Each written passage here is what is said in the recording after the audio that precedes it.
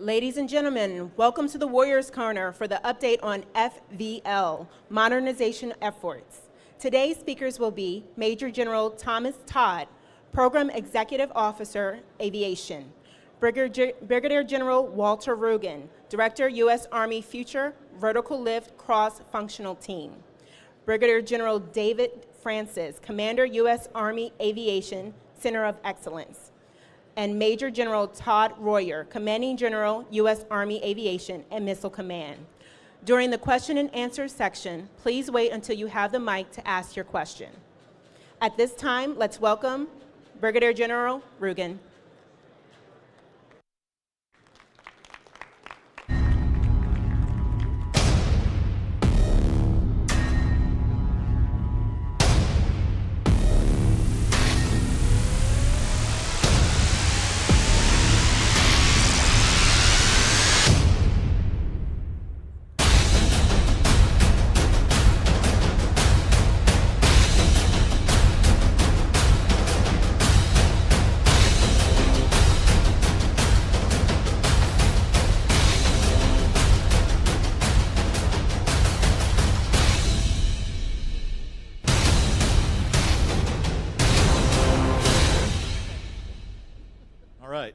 We had to have the Hua video, so thanks for coming.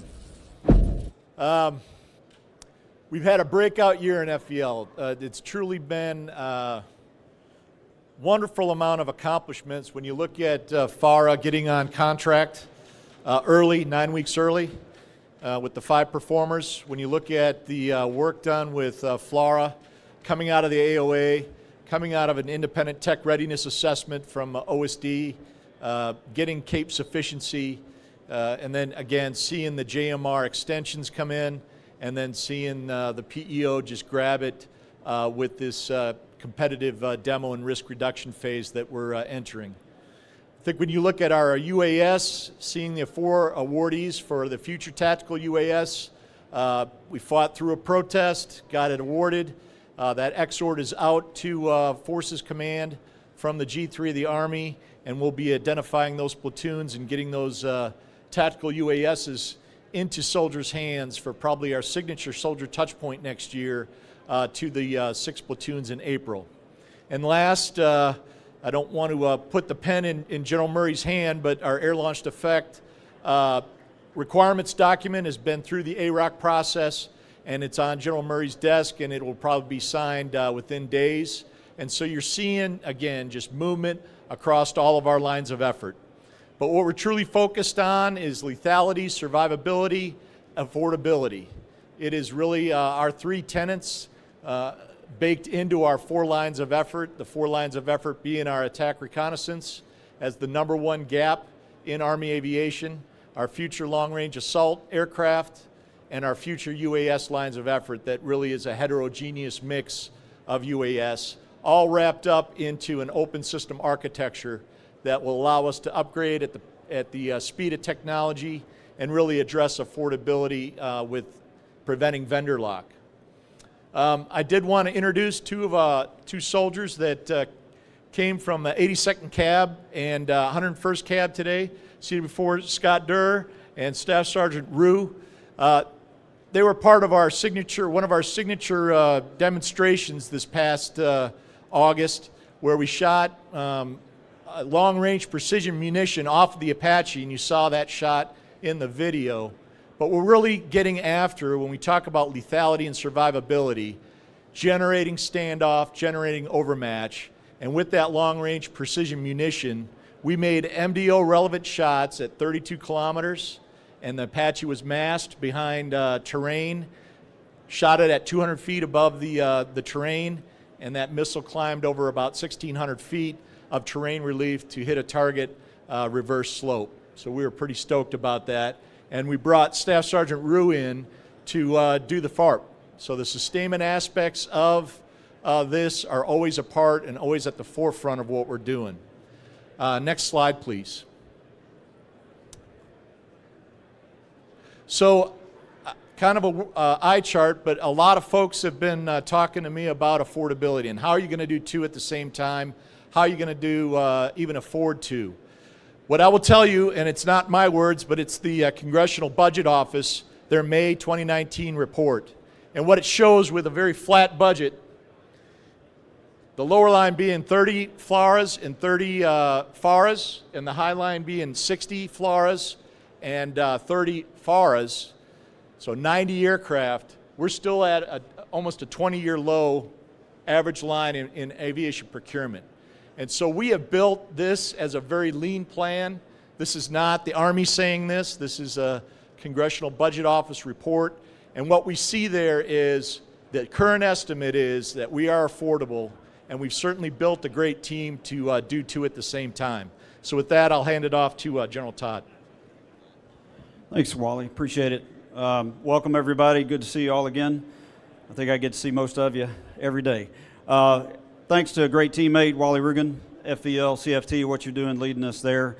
To our branch chief, Dave Francis, great branch chief on board now and giving us great steerage. And to my battle buddy, Todd Royar, leading the sustainment group, Sustainment Command, AMCOM, as we try to put this whole thing together. So, if you will, some people ask me, really, what's the PEO's mission as it comes to context of future force modernization? And at the end of the day, we are paid to execute programs and decisions that the Army has made. So if the Army makes a decision, whether it be in the UAS arena, the ISR arena, the manned flight, unmanned flight arena, to pursue certain technologies, it's our job ultimately to go build it, test it, fix it, the things that we may find in test, refine that ultimate design and deliver it to the soldier. So these are kind of what we do. I'll talk a little bit about some of the things on the left. I'll talk a lot about the right, which is more guided towards the future. So you can see ultimately those lines of effort that we have. We work with technically 3 CFTs, future vertical lift being primacy, network, and AP&T as well.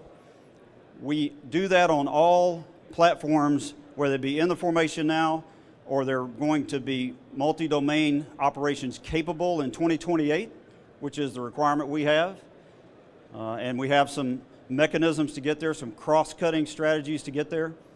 And then, obviously, dominant in 35 is the goal.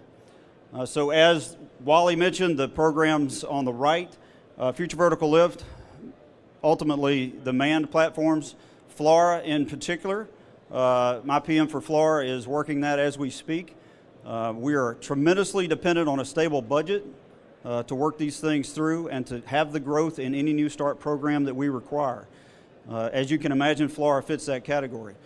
We expect if a budget is passed and the continuing resolution is resolved that we'll be able to move forward with the risk reduction effort in the FLRAA program and be prepared to issue what is ultimately a draft RFP for that program in FY21, hopefully with an award soon thereafter. The goal being have traction by FY22. That takes a lot of work. That takes a stable budget. That takes demonstrators continuing to operate and finish the envelope of testing and the data. And that takes other competitors that might like to compete preparing as well. But we're working very hard on that. The CFT did a great job working through the CDD and the AROC, and we're excited about the future on that. On FARA, I'll leave that. That is still in the competitive prototyping effort, which is not under my purview yet, although I have stood up a PM for FARA to get ready for whatever comes out of that competitive prototyping effort, and so that we don't lose momentum. If you can imagine, one of the things that we fight in this business is a constant start-stop of the gating process and the different colors of money. So what we're trying to overcome with the synergies throughout the modernization enterprise is really maintain momentum and achieve goals and objectives that we have for our soldiers for MDO as fast as possible.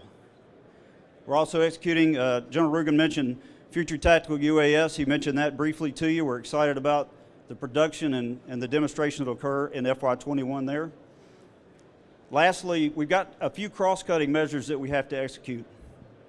So there are programs like modular open system architecture that are coming out of CFT efforts that is going to take really what the 60 Victor did in our platforms and the first open system architecture that we had and grow it to a level where we can proliferate it across all the platforms.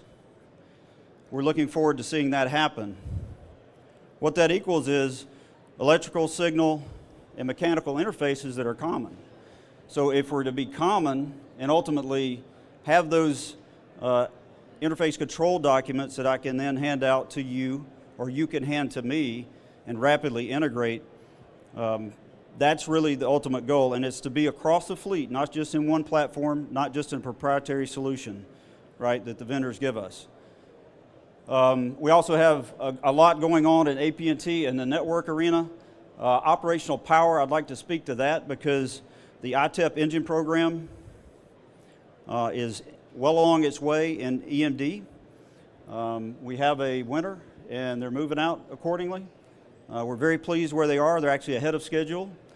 It will be an engine or a power source for both our current fleet and our future fleet in a certain category of aircraft.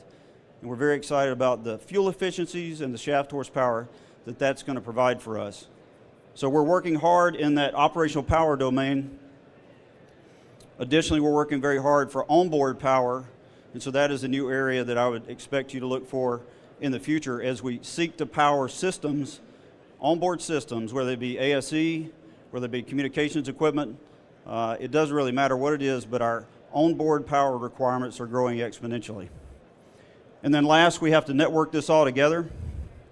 We have relied heavily on the IDM of the past. At the end of the day, it's going to take more processing power, more storage capacity, and a better transport layer on this aircraft to be able to do the things we want to do with data. So at the end of the day, we have to have an Aviation Mission Commons server, whatever that ends up being, and I would encourage you to get with the PM for AMSA, Colonel Jonathan Frazier. He will be asking your opinions, hey, how can we get at that in a way that ultimately is a onboard server or a flying cloud, if you will, inside the architecture that is Army aviation. It's going to be important. We're going to have to push a lot of data, right? We're going to have to power a lot of systems, right? And ultimately, this is all serving to help inform future vertical lift and future platforms that come even beyond that. So looking forward to helping where we can as a PEO and continuing to deliver as you see some of the things we do on the top right. With that said, I'll be followed by Dave Francis. Well, good afternoon, everybody. Thanks for being here. It's an honor to serve with this great aviation enterprise every day. And you just got to hear from the individuals responsible for bringing some of these programs to life. What I would like to do is kind of put all this in a little bit of context for you, because none of this is happening in a vacuum.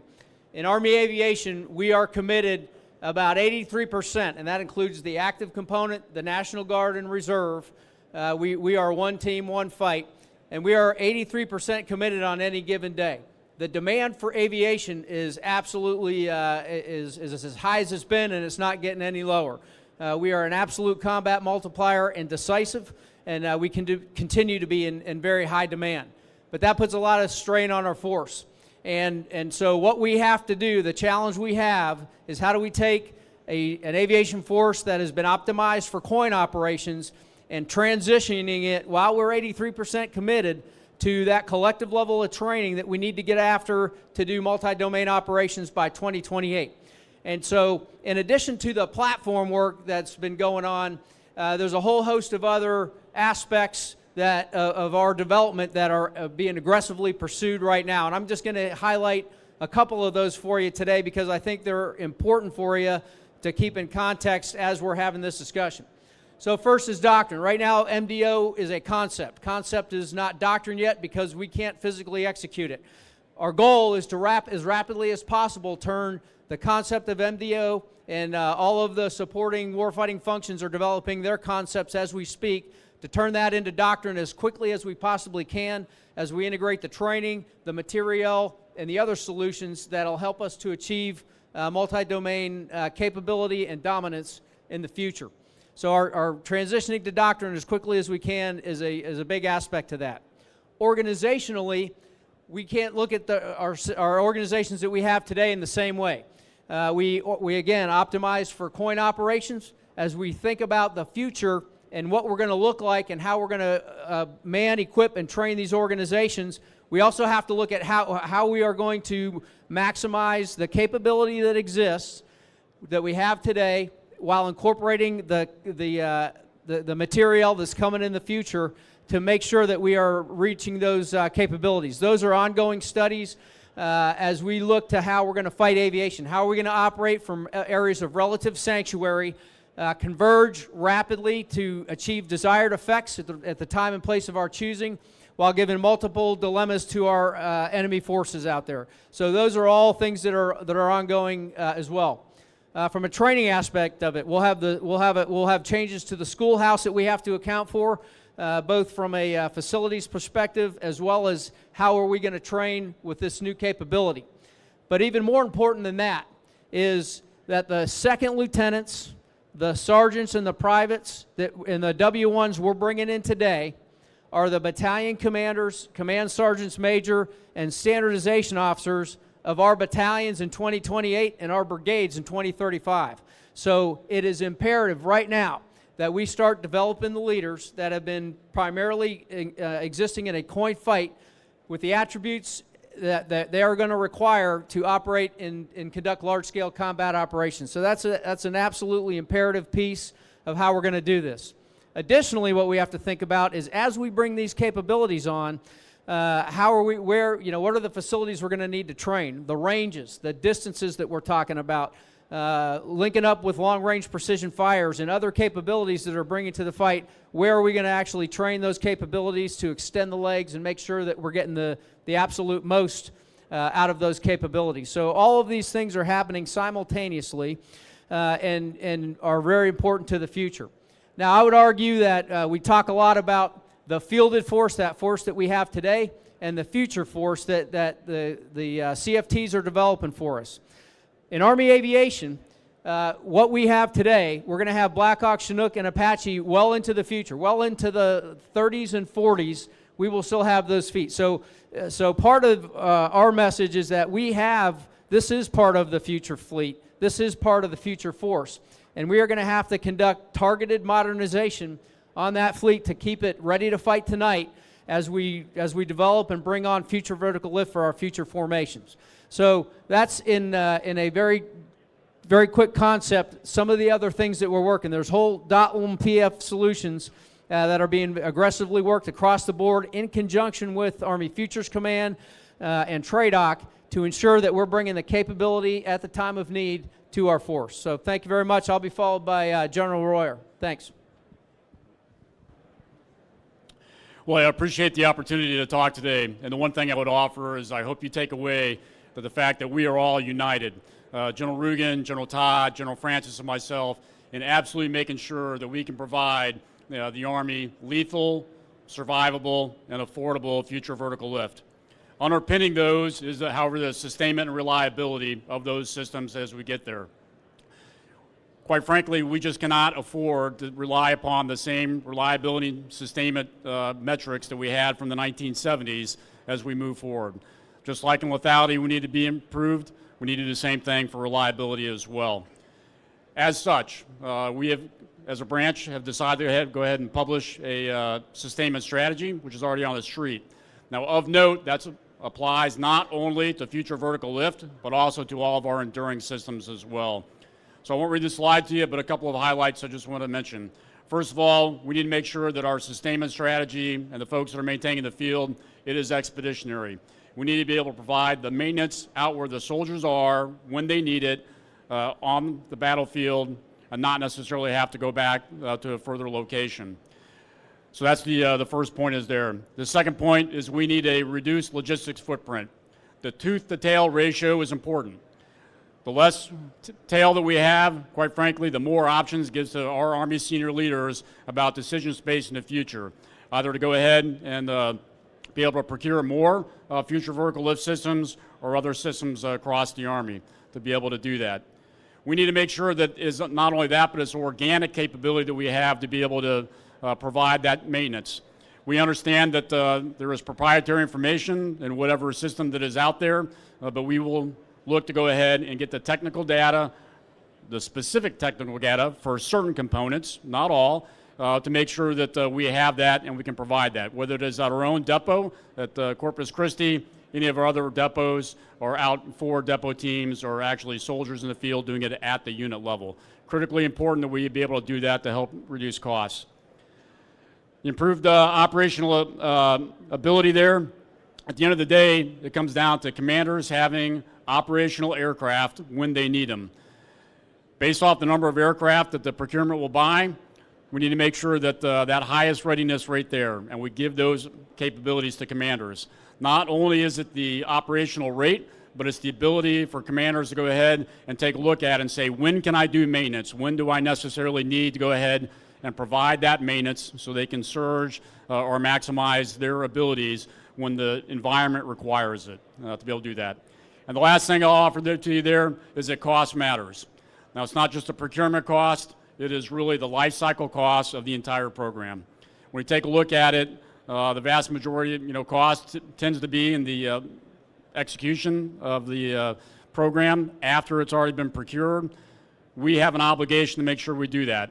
If we are able to go ahead and increase the reliability, decrease the sustainment and the maintenance burden on soldiers, then obviously that has a direct impact on the entire life cycle cost. And so with that, I think that we are going to turn it over for questions. Thanks, sir. Okay, I guess there's some mics around. If you do have a question for any of the panel members, please wait for a mic, and we'll go from there.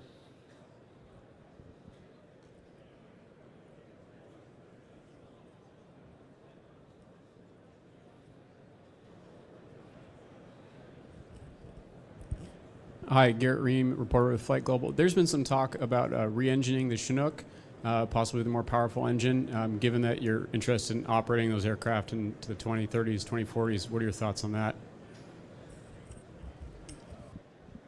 Okay. Right now, the U.S. Army is satisfied with the Block 1 CH-47F that we've got. I think we've made that pretty clear. At the end of the day, if there are things that we have to do on the Chinook engine, it would strictly be to make sure that we have a reliable source of engines only. Our only concern with the Chinook engine right now is it is an old design, and the OEM that is manufacturing it is, quite frankly, struggling to keep up with demand. So I will tell you that, and you can talk to Colonel Rob Berry right there behind you if you'd like some follow-on, but at the end of the day, we're not pursuing a new engine for the Chinook right now. The only thing that we'd be interested in is if the supply base cannot keep up with the demand, who do we turn to? Where do we turn? We're not there yet, though. Thanks. Question. Hi, my name is Han. Question for General Rugen. On the future tactical UAS, are you just looking for ISR capabilities, or is that expanded to other capabilities, and are you still looking at different solution providers to participate in that program? Again, we're in a buy, try, inform. That competition occurred for the demonstration out at Dugway about 10, 11 months ago. The four performers that were awarded, proceeded successfully through that process, and we're getting ready to, put it in soldiers' hands by April. That will inform our shadow replacement requirement, and I think it's going to be our signature demonstration or soldier touch point next year. So again, it's about informing.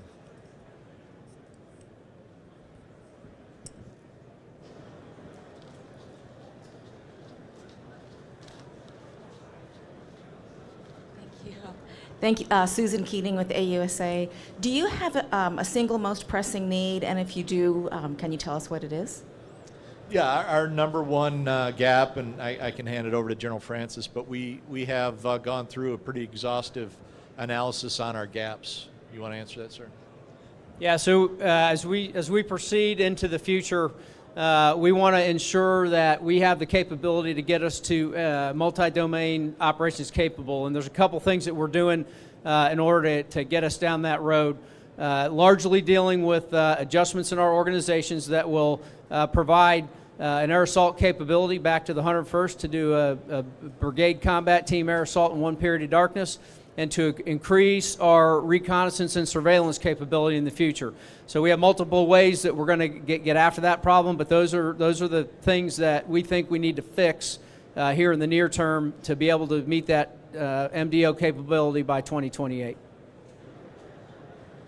And I would just say too that I think our number one capability gap is in armed reconnaissance, and that's why you're seeing the future attack reconnaissance aircraft on contract early and pushing forward with that with the down select next March.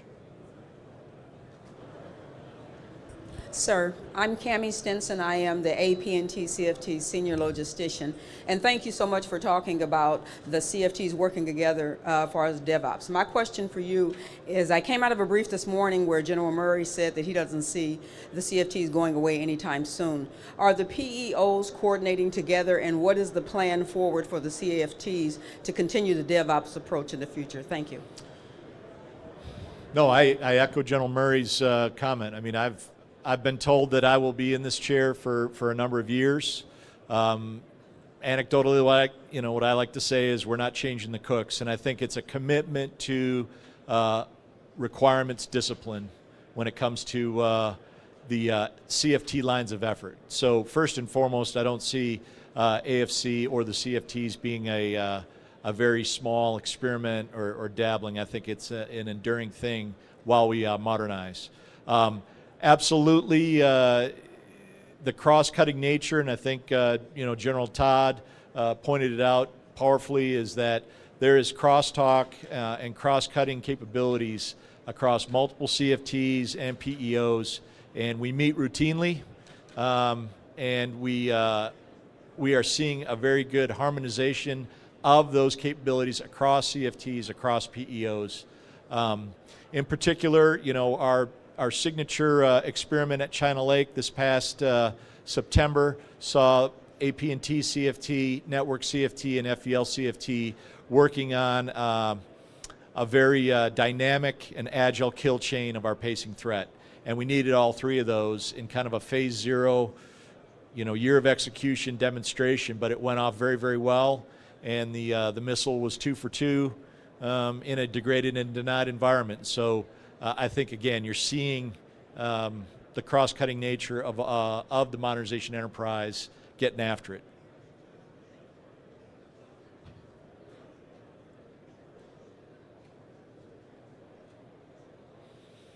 Okay, going once. Anybody have any follow-on comments, gentlemen? Okay, thanks for coming out. Thanks for supporting FVL. I really applaud the vendors that have been working with us. We're seeing great investment in the future, and that is only going to do great deterrence and capability in our soldiers' hands. So hopefully we never have to fight up here in Europe because they don't want to take us on. So thank you very much.